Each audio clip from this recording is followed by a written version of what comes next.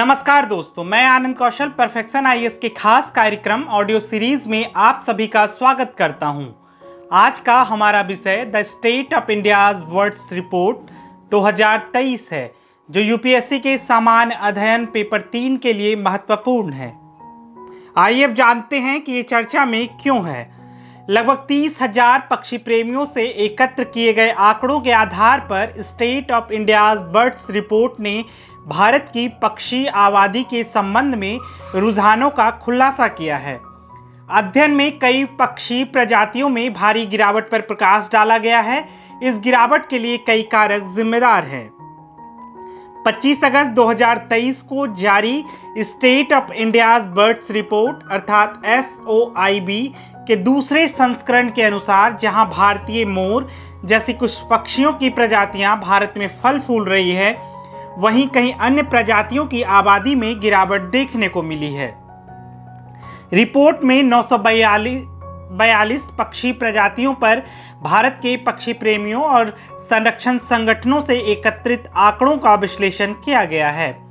इसने भारतीय रोलर सहित इनमें से 14 प्रजातियों की स्थिति के तत्काल पुनर्मूल्यांकन की सिफारिश की है, जिसे प्रकृति के संरक्षण के लिए अंतर्राष्ट्रीय संघ द्वारा कम से कम चिंता के रूप में सूचीबद्ध किया गया है। State of India's birds report 2023 के बारे में जान लेते हैं। यह भारत में नियमित रूप से पाए जाने वाले अधिकांश पक्षी प्रजातियों के वितरण रेंज, बहुतायात में रुझान और संरक्षण की स्थिति का पहला व्यापक मूल्यांकन है। अपनी सर्वव्यापकता और पारिस्थितिकी महत्व के साथ पक्षी हमारी भारतीय प्राकृतिक दुनिया की स्थिति के उत्कृष्ट संकेतक हैं और प्रकृति के शक्तिशाली सांस्कृतिक प्रतीक हैं। पक्षियों का यह राष्ट्रीय स्तर का मूल्यांकन भारत की समृद्ध और विविध जैव विविधता की निगरानी और संरक्षण की दिशा में महत्वपूर्ण कदम है। SOIB रिपोर्ट देश में नियमित रूप से पाए जाने वाली अधिकांश प्रजातियों की संरक्षण स्थिति का आकलन करने के लिए बनाई गई थी। इस रिपोर्ट में वर्ड्स पार्टनरशिप 13 सरकारी और गैर सरकारी संगठनों के एक समूह द्वारा प्रकाशित किया जाता है। शोधकर्ता ने 13 संरक्षण और अनुसंधान संगठनों के सहयोग से 942 प्रजातियों का विश्लेषण किया, जिनके पास उनकी संरक्षण प्राथमिकता को उच्च, मध्यम या निम्न के रूप में निर्धारित करने के लिए पर्याप्त डेटा था। इसमें पाया गया कि 25 वर्षों की अवधि में अध्ययन की गई 348 प्रजातियों में से लगभग 60% में दीर्घकालिक गिरावट देखी गई है और अल्पावधि में मूल्यांकन की गई 359 प्रजातियों में से 40% में गिरावट आई है। रिपोर्ट में यह भी कहा गया कि रैप्टर और बत्तख की आबादी में सबसे अधिक गिरावट आई है, जबकि ग्रेट ग्रे श्राइक जैसी सामान्य प्रजातियों की संख्या में भी गिरावट आ रही है। इसकी पहली रिपोर्ट 2020 में प्रकाशित हुई थी। यह आकलन 3 सूचकांकों पर निर्भर है, जिसमें से 2 बहुतायात में परिवर्तन यानी दीर्घकालिक प्रवृत्ति और वर्तमान वार्षिक प्रवृत्ति से संबंधित है, और तीसरा भारत के भीतर विस्तार सीमा के आकार का माप है।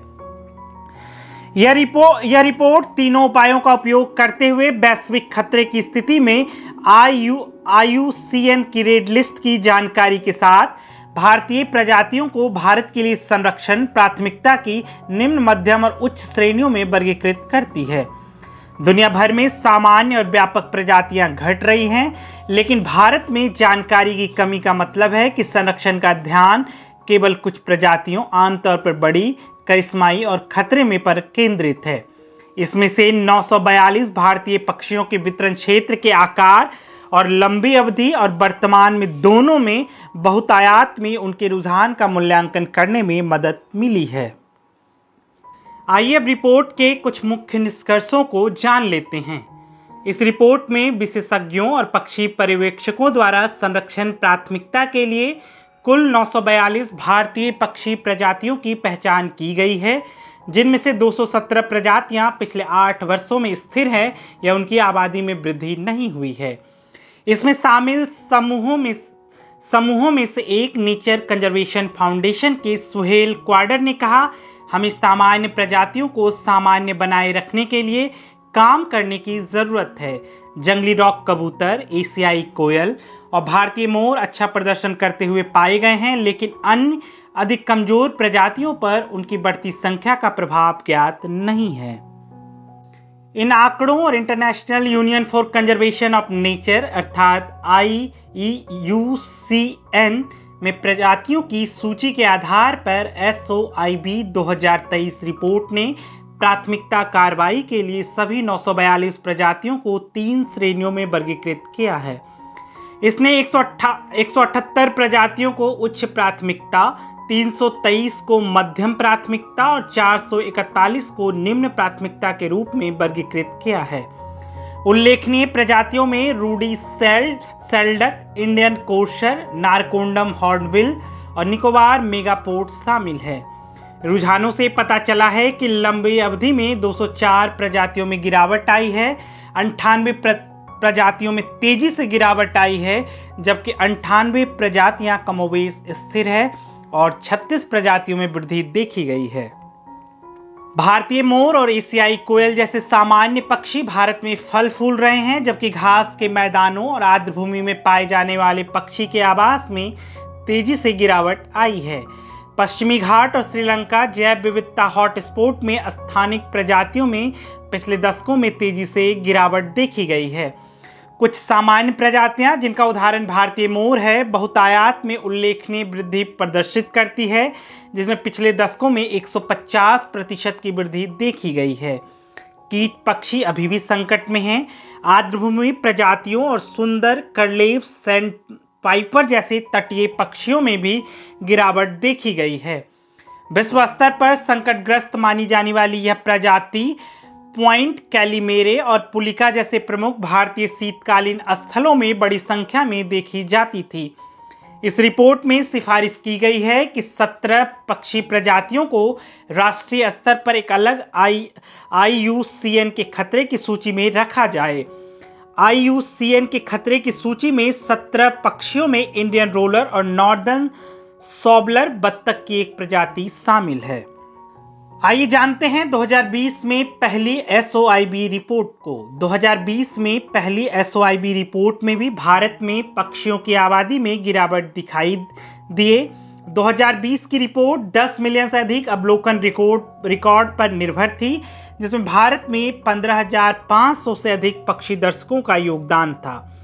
यह SOIB रिपोर्ट का दूसरा संस्करण है। पहला संस्करण 2020 में प्रकाशित होने के बाद 2023 की रिपोर्ट भारत के 36 राज्यों और केंद्र शासित प्रदेशों में से प्रत्येक में संरक्षण पर ध्यान देने की आवश्यकता वाली 4 प्राथमिकता वाली प्रजातियों पर प्रकाश डालती है।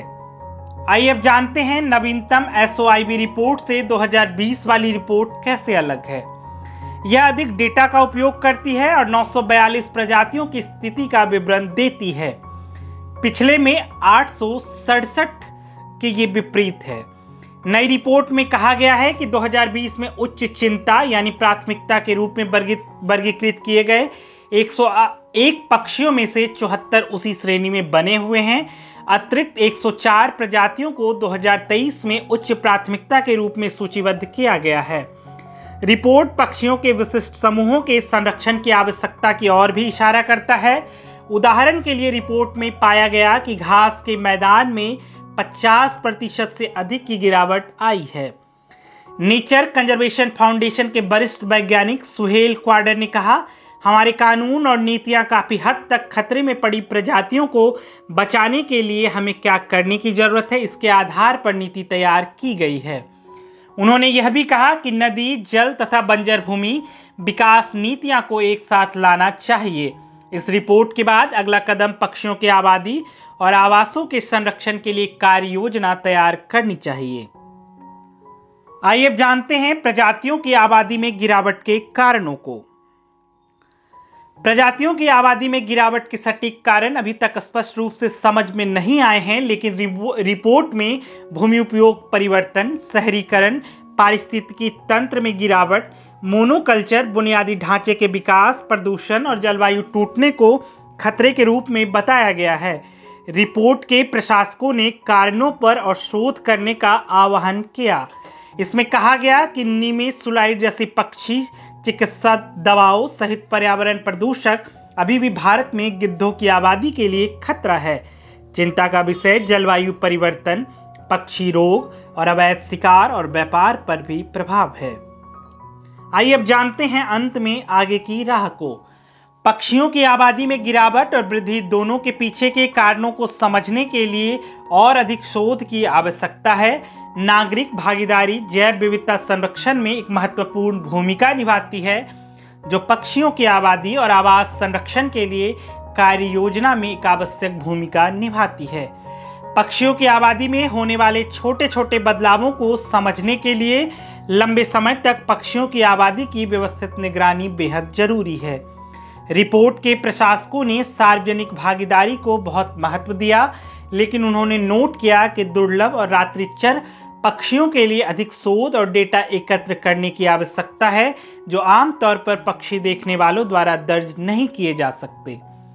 आज के ऑडियो सीरीज में इतना ही। फिर मिलते हैं एक नए विषय के साथ। तब तक हमसे जुड़े रहिए। धन्यवाद।